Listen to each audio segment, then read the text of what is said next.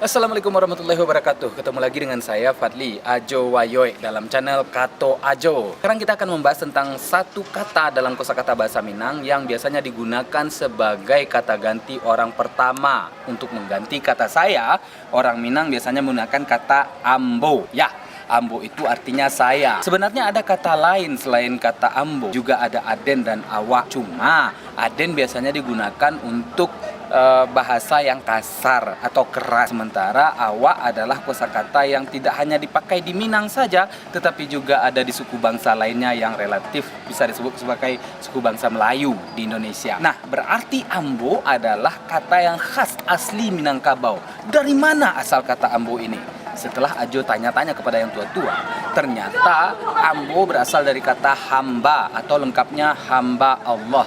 Kenapa orang Minang menyebut dirinya sendiri sebagai hamba? Nah, disinilah hebatnya adat Minang.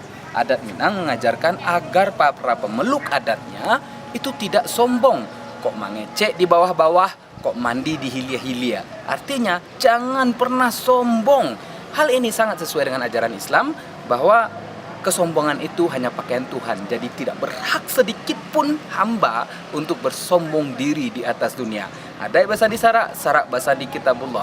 Minangkan Indonesia, Indonesia kan dunia. Assalamualaikum warahmatullahi wabarakatuh.